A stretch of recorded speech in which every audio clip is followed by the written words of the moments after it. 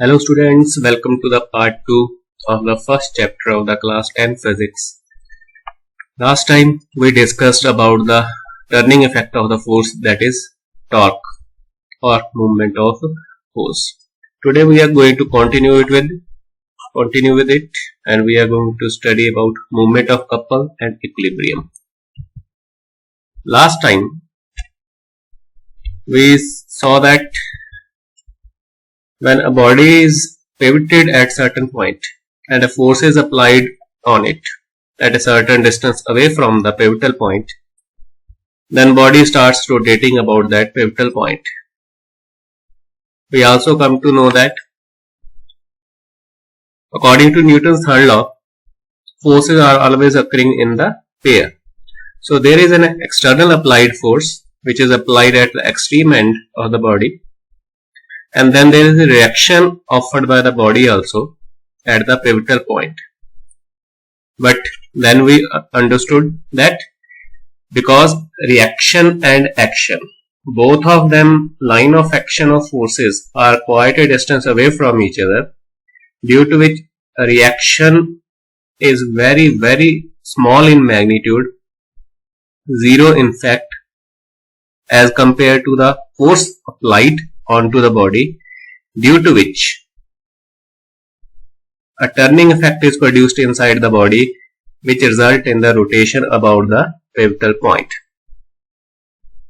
So this one simple thing indicates not only in the translational motion but also in the rotational motion forces do obey the Newton's third law. That means forces always occur in the pair.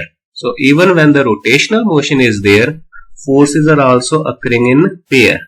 One force acting at the point where you are applying the external force, and second, the force of reaction which is taking place at the pivotal point.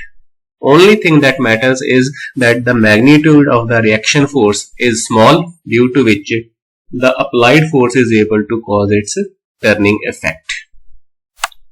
But sometimes in our day-to-day life, we encounter some of the situations where when a single force is applied onto the body about the pivotal point is not able to produce the turning effect. Or we can say in some other words that with the help of single force, the magnitude of the force to be applied to produce the rotational effect becomes too much large that sometimes it becomes impossible for us to produce the turning effect in the body. So what we do in that case? In that case, we try to increase the turning effect of the force onto the body with the help of not a single force applied onto the body about the pivotal point, but with the help of the two forces that constitute what we are going to study, that is couple. For example, here we have a spanner in which a nut can be placed at its center. You might have seen this type of spanners with the mechanic. They will hold the extreme two ends of the spanner with the help with two ends, and with the help of the hands they are going to apply external forces away from the pivotal point, which is going to turn the spanner like in this case. So in this case, the pivotal point lies exactly at the middle of the spanner, because in this case we are applying not single force but two forces exactly at the extreme ends of the spanner. This increases the turning effect of the body, due to which by applying even smaller force at the two ends we can easily produce the rotational effect inside the body. So in this case, when the force F is applied at the two ends, both forces are being offered their reactions at the pivotal point as indicated by the yellow and the red dotted line present at the center of the figure. But each force, when offered its reaction which is taking place at the pivotal point, because it is directly acting at the pivotal point, fixed point, so its magnitude is very small, practically equal to 0, due to which each force F applied at the extreme end is able to cause its turning effect, due to which the body turns about the fixed point or the pivotal point. So in this case, when the turning effect is produced about the fixed point, not with the help of the one force, but two externally applied forces onto the body away from the pivotal point, they constitute what we call as the couple. So couple means a pair of forces which are exactly acting in the opposite direction and preferably be same in magnitude, which are also acting at same distance r, for example as shown in figure, from the pivotal point, which are going to produce the turning effect. How to measure the magnitude of this turning effect? In case of single force, we defined the magnitude of the turning effect with moment of force or torque. Here we are going to define it with moment of couple, which is the product of the magnitude of the either force and the perpendicular distance between the line of action of the two forces. So mathematically, it is either force multiplied by perpendicular distance between the line of action of the two forces. In case of torque, it was perpendicular distance between the line of action of the force from the axis of rotation. But here it is a perpendicular distance between the line of action of the two forces. So here we have the figure. Both forces F act at point A and B away from each other, separated by a distance D.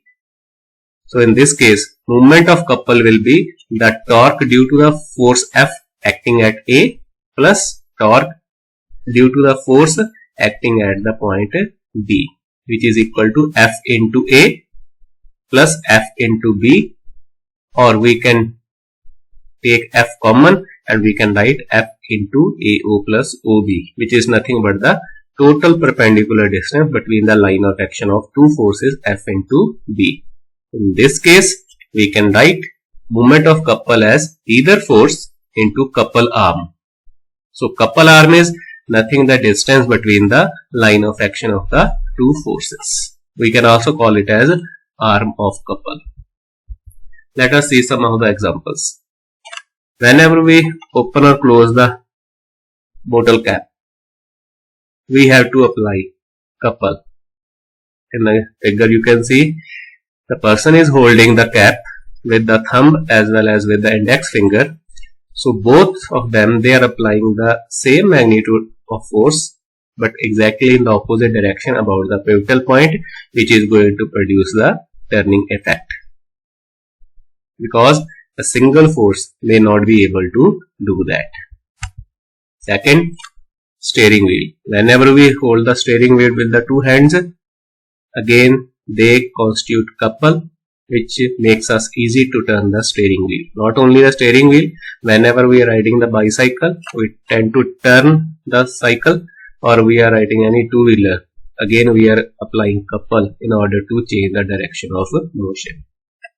Here in the two examples you can see, in the first figure you can see a wrench with the help of which the person is trying to tighten the nut by applying the couple. And in the second figure, even when screwdriver is used, screwdriver is also using the couple in order to turn the screw in either direction. Now come to the second part of the video, that is equilibrium. Equilibrium means no change in the state of the body when number of forces are acting on it. We have seen that whenever a force is acting, or number of forces are acting on a body, they tend to change the state of the body. But it is not true always. Forces may be acting onto the body, but if all of them cancel each other in such a way that there is no net effect or no net force left onto the body, in that case, even application of number of forces is not able to change the state of body. We call it as the state of equilibrium. So, when the resultant of all the forces is equal to 0, or when the resultant of movements of all the forces is 0, body is in the equilibrium. It is of two types, static and dynamic equilibrium. Let's see what is first static equilibrium. If a body remains in the state of rest, even under the action of number of forces, we call it as a static equilibrium, in which body tend to remain in the state of rest, even some forces are acting on it. Condition for this equilibrium to occur is the resultant of all the forces must be equal to 0. That means for every given force, there must be some other force acting onto the body, same in magnitude, but exactly opposite to the direction of the first force. For example, an object lying on a horizontal flat surface, weight is acting in the downward direction, normal action is exactly opposite to it, equal to the weight. So there is no vertical displacement of the object. Even if we try to displace this body in the forward direction by applying some external force, and if it does not move, then that external applied force is counterbalanced by the force of friction between the body and the horizontal surface. Again, this is in the static equilibrium. Whenever a person is standing on the ground, again weight and normal action are balancing each other. In a tug of war, when two teams are applying the force on each other and there is no net displacement of the object in either direction or the rope in either direction, that means net effect of the forces onto the rope is equal to 0. Next is dynamic equilibrium. When a body remains in the state of uniform motion, which can be translational or rotational under the effect of number of forces, then the body is said to be in dynamic equilibrium. Dynamic equilibrium means forces are acting onto the body, but those forces are not able to change the speed of the body or the direction of motion of the body. Then body possesses dynamic equilibrium. It is of two types. First, translational dynamic equilibrium. If a body remains in the state of uniform translational motion, we call it as the translational dynamic equilibrium. That is, if a body is moving in a straight line with a certain speed, it will continue to do that even if some forces are acting on it. Condition: net force must be equal to 0. Second type is rotational dynamic equilibrium. If body remains in the state of uniform rotational motion, that means suppose body is moving with certain speed in the clockwise direction, and if some forces are acting onto the body, but still body continued to move with the same speed and in the same clockwise direction, then body will possess rotational dynamic equilibrium. Condition: because rotational motion is produced by the movement of the force, so condition for it is resultant of the movement of all the forces must be equal to 0. Example: falling of a raindrop, which is an example of translational dynamic equilibrium. Whenever a raindrop starts falling from the cloud, it is moving downward because of its weight. But as it moving downward, it is acted upon by two more forces, but in the upward direction. One is the upthrust due to the displacement of certain volume of the air through which it is falling. Second is the air friction. As the body or the raindrop start falling in the downward direction, its speed of movement increases, but as speed increases, air friction on it also increases. So after falling through a certain distance, a condition arrives at which the net total force acting on the raindrop in the upward direction, that is sum of upthrust and the air friction, they become equal to the total weight of the drop. When total upward force, upthrust plus air friction, becomes equal to total downward force, that is weight, at that time the net force onto the drop becomes equal to 0, and when net force onto the drop become equal to 0, it starts falling in the downward direction with a constant velocity. We call it as the terminal velocity. At that time there is no further increase in the speed of the body as well as no further change in the direction of motion of the body. So body is in the translational dynamic equilibrium. A stone tied to a string and whirled in a circle is also in the same type of equilibrium, because the tension in the thread or in the string provides the required centripetal force. This type of equilibrium also occurs for the electrons moving around the nucleus or for the planets moving around the sun. Here is a vehicle. When a vehicle is standing onto the ground, weight and normal direction are balancing each other. But when it starts moving in the forward direction such that it moves in a straight line with a constant speed, this is only possible if the forward push, which is making the vehicle to move in the forward direction, and the friction, they are balancing each other. So in this case, vehicle will be in the dynamic equilibrium. I hope you will like the video. In the next topic, we will study the principle of movements. If you like the video, please hit the like button and subscribe the channel. Thank you.